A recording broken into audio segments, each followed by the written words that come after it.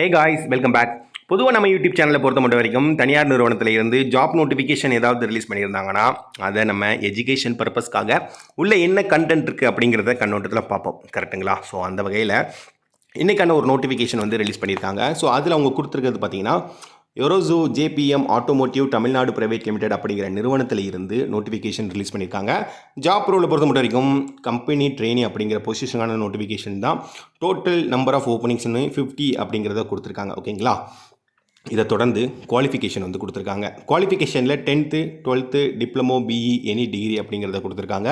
டிபார்ட்மெண்ட்டை பொறுத்த மட்டும் வரைக்கும் robotic welding, quality checking, press shop அப்படிங்கிற இந்த 3 விதமான பொசிஷனுக்கான நோட்டிஃபிகேஷன் தான் இப்போது அவங்க ரிலீஸ் பண்ணியிருக்காங்க. ஓகே, இதை தொடர்ந்து ஜெண்டர் கேட்டகரியில் மெயில், அதுக்கான ஏஜ் லிமிட் வந்து கொடுத்துருக்காங்க.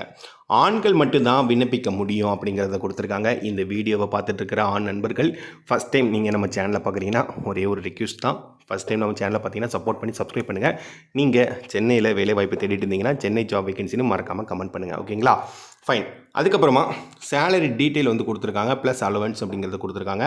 ப்ராக்கெட்லேயே ஆஸ் பர் கம்பெனி நார்ம்ஸ் பிரகாரம் அப்படிங்கிறத தெரிவிச்சிருக்காங்க.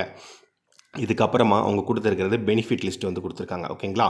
ஸோ அதில் ரூம் ஃபெசிலிட்டி, கேன்டீன் ஃபெசிலிட்டி, அதுக்கப்புறமா டிரான்ஸ்போர்ட்டேஷன் இருக்குது, பிஎஃப் இஎஸ்ஐ போனஸ் இருக்குது அப்படிங்கிறத கொடுத்துருக்காங்க. ஓகேங்களா? இதுக்கப்புறமா ஷிஃப்ட் அலவன்ஸ் அப்படிங்கிறதையும் கொடுத்துருக்காங்க. ஓகே, சரி. ஓகே காய்ஸ், இன்றைக்கான இந்த ஜாப் நோட்டிஃபிகேஷனை நம்ம ஃபுல்லாக பார்த்தோம். இதில் என்னென்ன கொடுத்துருக்காங்க, எது நமக்கு பயனுள்ளதாக இருக்கும் அப்படிங்கிறத. ஸோ இந்த ஜாப் நோட்டிஃபிகேஷன் உங்களுக்கு எந்த அளவுக்கு பயனுள்ளதாக இருந்துச்சு அப்படிங்கிறத நீங்கள் மறக்காமல் கமெண்ட் பண்ணிக்கோங்க. அண்டு நீங்கள் சென்னையில் வேலைவாய்ப்பு தேடிட்டு இருந்தீங்கன்னா சென்னை ஜாப் வேகன்சின்னு மறக்காமல் கமெண்ட் பண்ணுங்கள்.